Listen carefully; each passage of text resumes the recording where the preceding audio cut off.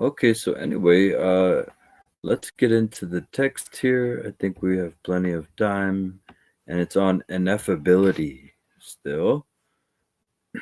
So remember, this text is by Longchen is about the four great samayas, and that's why it's really awesome that people here can correlate the four samayas with their direct experience with abiding here in our kind of meditations. But even as I'm speaking to you, if you were speaking to me, these four great samayas would still be there. In fact, using concepts while maintaining ineffability is quite powerful, because then you can debate yourself, you can fact check yourself much easier, review yourself, and avoid proprietary um, mental kind of systems that we get locked into. So when you have awareness and you have ineffability behind you, you know everything you're saying is wrong. So, all right, let's see what Longchen has today for us. We were just talking a little bit about awareness, and this whole text all about your awareness, which has these four aspects that are quite useful.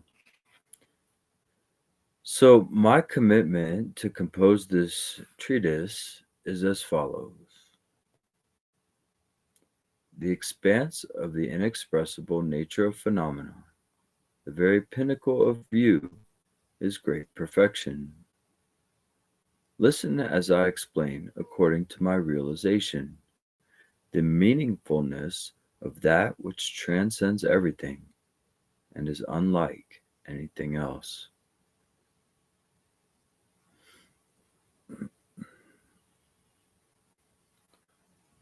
That is to say, the expanse that is the nature of phenomenon, beyond imagination and expression, is that of awareness, awakened mind, great perfection. See, the very first line of the auto commentary is already indicating that it's beyond imagination and expression. So, already hinting into awareness or awakened mind being outside of speculation and ideation and whatnot. So, since it has no substance or characteristics, it even transcends being some object that could be illustrated through metaphor. For the sake of future generations, I vow to demonstrate this ultimate meaning, which I have realized thoroughly through the grace of my holy gurus. This work concerns the nature of mind, which is beyond cause and effect, effort and achievement, and which cannot be understood through inferior spiritual approaches. It is pure, for error and obscuration need not be renounced, yet it does not dwell within these. It is further shown that all phenomena can be understood to be mere labels. So, of course, when those labels are lifted, then phenomenon is no longer pinned down. What are the source of labels? Conceptualization, fabrications combined with grasping, creating the contraction. So the direct encounter with the three kayas, composed by the great master Garb Dorje, states, you're going to have to scroll it up so I can read that last one. Okay, yeah. So Garb Dorje is saying, the vast expanse in which nothing need be done is not limited by origination or cessation. So basically, it's outside of Pratitsamutpada and these 12 links of dependent origination. Like an owl of gold, the expanse entails no differentiation or exclusion, neither external nor internal. It arises, yet never subsides. You see very clear. Remember, this text is it subsumes all three classes of Dzogchen, including Trekcho and Togyao. And of course, the first two great Samayas are considered Trekcho, or Trekcho and Togyao are inseparable, but technically, I suppose you can break it down like Longchenpa does in the introduction. He says that the first two Samayas are Trekcho and the second two are Togyao. And I've already explained that why the pure presence of your awareness, the clear light itself, which is embracing all phenomenon, and all phenomenon are seen as illusory within that, then of course we have Togyao and the last two Samayas. But we can, you don't have to dwell on that in too major of a way. So here it says, though, something very important, because for some reason out there in the Dzogchen world, they want to create a reference point out of your awareness, your Rigpa. And to me, this is just a sign of degeneration. It's one of the 5 degenerations for the teachings to be like this. I mean, over and over, we see so many scriptures talking about the non-referential aspect of your mind. So if it feels like you're holding Rigpa, trust me, that's a subtle cognitive obscuration. That's still anchoring you down. That's pinning you down into samsara. And so it may be more rare and a little bit like, dang, we got to do more stuff now, because you got to release this reference point. I mean, it's not even that you got to release it, just to see it, the doing, the contracting into that reference point. When you see it, then you start to come into this spacious presence, which isn't limited to the body or a reference point. And that is the view, in my opinion. And it says here, neither external nor internal. It arises, yet never subsides. So very clear. If you're thinking that Rigpa is in your heart space, that's wonderful. And I love Anu Yoga, where we utilize the central channel in the heart space. And I still utilize, you can, paradoxically, still utilize reference points, because this is, of course, all-inclusive in regards to phenomenological discernments. So you have beyond singular or multiple, just like a dream. Everything is mind in the dream. When you had last night, you had multiplicity because you were like, oh yeah, I don't know, maybe you were playing basketball in your dream. And so you grab the ball and you throw the ball. But all that happened within mind. So there was oneness and multiplicity. And that's how it's just like it goes beyond the 4 extremes. It cannot be confined by singular or multiple either. So anyway, it's so beautiful that mind cannot be possessed. I think that's a beautiful thing. And your lucid mind, your subtle mind is still there. And we start to tune into the mind that is the true heartbeat of our mind. And it's not owned and operated by this little thinking dimension. It's much more majestic. It's much more spacious and infinite, and in a true divine union there. You want to be able to access that if you're talking about true liberation. That's why they call it the true self, because your real mind is it's like if God had a heartbeat, that would be your mind. It's this lucid, infinite, expansive mind of yours. It's so beautiful. And this body and these thoughts and all that is just an expression, just a kind of wave of that mind, including all reality. But anyway, I don't want to just shove ideas into your head, but I want you to understand that when you hear about teachings that go beyond the watcher, the reference point, the one who's thinking, there's a reason why they do that. It's to bring you into your true sort of natural mind when you're ready for it, right? Yes, and I don't know why they corrupted the Dzogchen approach with this. Sometimes they bring a lot of tantra into it. I'm not even going to mention specific names or anything, but they end up having this locale this reference point. Oh, well, Rigpa is here. It's located here. To me, that's a great degeneration. I cannot say that in any other way, so I don't mean to be unkind, but that's just what it is, in my opinion. Okay. All right, so I'll continue reading. That's a very beautiful line. Neither external nor internal, it arises yet never subsides. So, awakened mind is the source that dispels the gloom of limitations. It doesn't say you sitting there pondering philosophy for 2 hours will get rid of all your problems, right? All your gloom, your limitations. No, it says awakened mind, and it just equated awakened mind with the word awareness twice in the former passages. So you know that awareness is the source that dispels all gloom of limitations. And what is that a reference to? Self-liberation.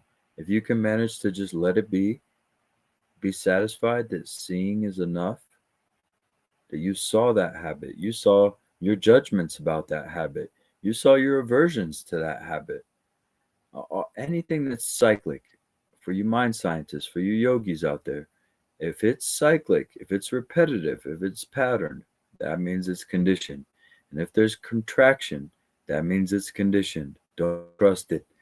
Walk away. Let it be. So beautiful. Line after line. It's just pow, pow, pow. Pure definitive truth here. So within awakened mind, the four limitations are not renounced. Yet it is unaffected by these limitations, and so pitfalls are inevitably traversed. That goes back to letting be. No need to renounce, and the four limitations would be existence, non-existence, both and neither. Within awakened mind itself, devoid of such chasms, the three kayas, which entail no effort, are spontaneously perfect, whereas samsara and nirvana are mere labels imputed by holding causes and effects to be distinct from one another. Excuse me. I begin this work with a statement of these points because my thought was to benefit those of the very highest acumen, who would thereby become free just as I intended. I noticed this in Longchenpa's sentiment a few times now. He's really concerned about the future yogis that are to come. It's almost like he feels that there are more to come that are going to need this to be pithy and clear and straightforward. And he's like, I'm going to put this together in the most straightforward way for those of you who meet with these teachings. And everybody these days is very intelligent. You've been through a lot in your life, so I consider that the highest kind of caliber or acumen, whatever they, highest readiness, anything you want to call that. So since my larger commitment remains unchanged, however, I will continue this treatise to its conclusion.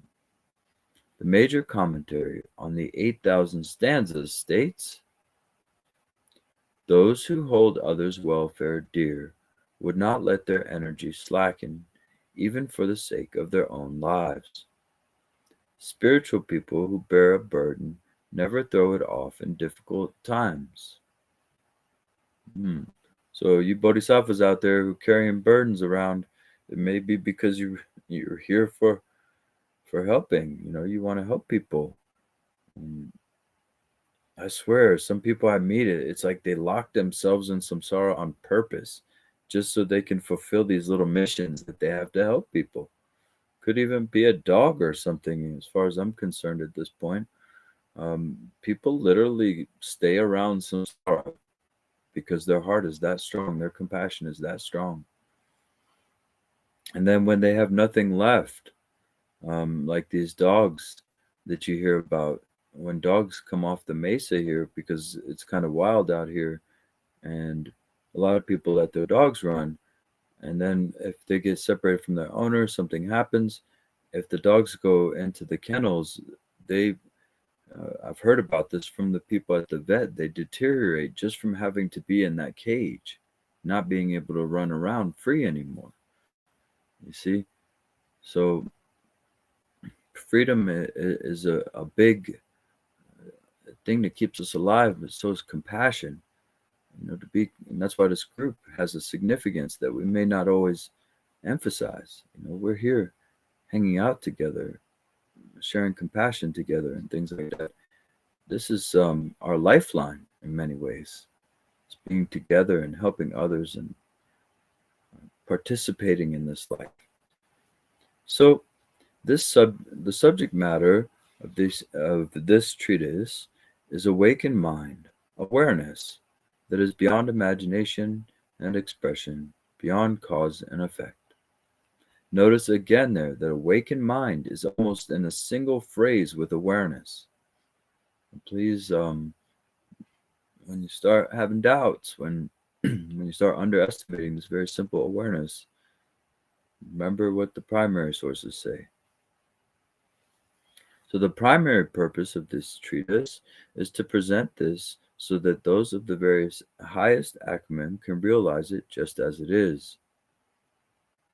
The secondary or further purpose is to arrive at this fundamentally unconditioned state in its immediacy through practical application that is in harmony with such realization. The practical application in this case, if you're following my advice, would be to familiarize with awareness, and that's it. And if you've already done that, let go into awareness. That's it.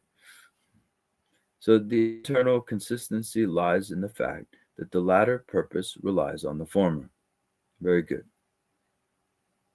Therefore, given that everything manifests within the scope of awareness, the all-creating monarch speaks of the fact that this spiritual approach is superior to all lower approaches because of the realization that this awareness is beyond causality or deliberate effort.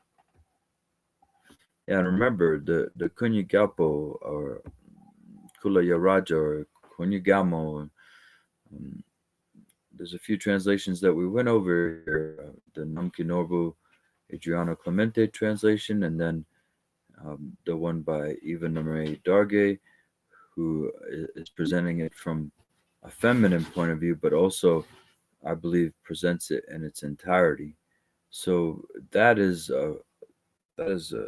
all 17 tantras there. So if you can get your hands on the all-creating monarch, you want to read some cool stuff, dig right into that text. It's classified as Semde, but I think that's inaccurate. Like I've said before, I think it encompasses all three classes. So anyway, we're quoting again from the all-creating monarch, which the all-creating monarch is your mind. So, I am awakened mind, the all-creating monarch. Ha! We're on the same page. Since you realize my nature, proclaim the fact that all phenomena, however they manifest, do not exist as something other than me. You should utter this proclamation of mine. All the hosts of retinues who gather around you will realize my nature as the all-creating one. So for them, everything will be my own nature. A plus side of this, if you believe in ghosts and you rest in open awareness, I'm pretty sure you're going to be pointing out the ghosts to their nature of their mind. It's quite a protection to rest in your open, compassionate awareness. It's a spiritual protection. Imagine, of course, there are more dimensions right now, dimensions that we cannot see. We'd be arrogant to assume that we can see everything. That'd be like an ant saying, I know what an iPhone does. I figured out the iPhone. An ant could never figure out an iPhone. So just like that, you could never figure out all the dimensions of this reality that's happening outside of your mind. All right. So really, anyway, this is, that's why we leave it ineffable as well, right? So let's see here.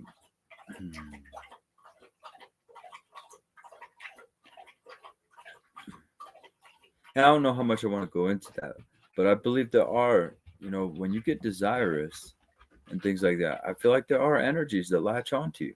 When you get angry, there are beings, whether it's within an energetic nexus of connectivity, whether they're sentient.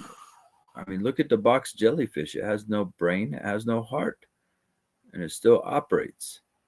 And who knows what can happen, with parasites and all kinds of stuff, on what levels they could be on. So you resting in your open awareness is also, I think, if there are other dimensions of being, well, it might be some insurance there for you. All right. So anyway, since everything is my nature, do not renounce or suppress any phenomenon, however they manifest.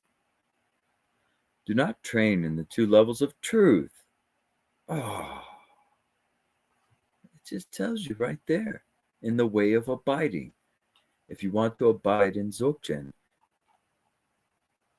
do not train in the two levels of truth, and definitely don't try to bring the two truths into Dzogchen. I have to say, I saw this happening on Reddit, and I myself even made a comment, which I slightly regret, but I just, I got to keep it real with the streets. But anyway, so, trying to put any kind of conventional reality with Dzogchen is mistaken, all right? I could probably talk about that for a while, so I'll spare you. Do not perform the consecration of threefold purity through ritual cleansing. Do not engage in meditative absorption, deliberate arousal of motivation, effort, or achievement. You see, this is all Mahayana stuff. Why I don't, in the beginning, deliberately do refuge mantras and bodhisattva mantras, the bodhicitta, right? Because really, if you rest in the view, all your effort is effortlessly coming from that, spontaneously coming from that. And so you already achieved everything. So since everything is already ensured within my all-creating embrace, everything is equal in me, the all-creating one. See how people can easily think of this as monotheism, as a kind of God? And what if they found like 3 pages of this and they didn't find the part that tells you it's your mind? Then definitely a whole new religion would spring out of that. So there is no need for me, equalness itself, to create equalness. I've already proclaimed that there is no need to create equalness. You see that, everybody? Distraction is a habit. Let that habit burn out. All habits have one major weakness. They are fueled by momentum that you give them. When a habit has no more momentum, it burns out. Even if it takes a little while, even if it trickles along, that habit is burning out, and you will know it as an awareness holder. It will be within your awareness. You'll see that habit trickling out. So the same text speaks of the purpose of such realization. So we're still on the all-creating monarch here. As for revealing the specific and ultimate purpose, countless aeons ago, those who had faith in me, all-creating enlightenment, those with suitable karma and good fortune, utterly immersed in genuine being, had no view to cultivate meditation, no samaya to uphold, no enlightened activity involving effort, no paths to traverse, no levels of realization on which to train, no causal framework, no twofold division into ultimate and relative, nothing to cultivate meditation or achieve, no motivation to be aroused, and no antidotes.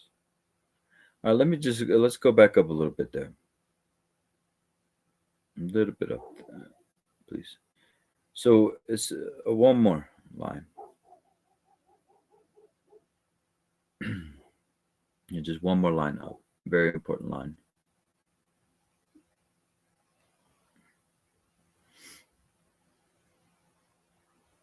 Hello? Can you scroll up? Something happened? Am I still here? Did we get disconnected? Oh, it froze for me. Okay. Sorry, Yeshi, it froze for me. So can you go back where we stopped? Yeah, and I just saw all your comments at once.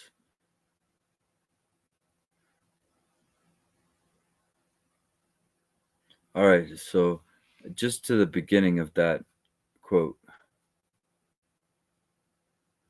Oh, there it is. Okay. Okay, you got it.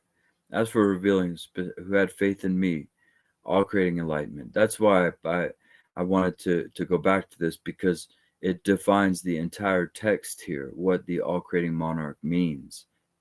It said, "Who had faith in me?" Me means the all creating monarch. What is the all creating monarch? All creating enlightenment. What is enlightenment? Awakened mind. What is awakened mind? Awareness. You see?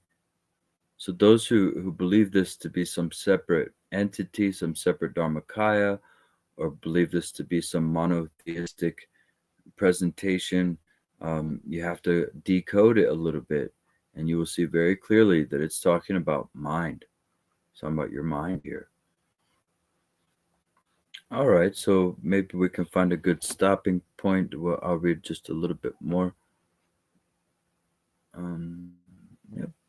No antidotes, so that they might perceive the nature of all creating mind, I revealed it for just this purpose.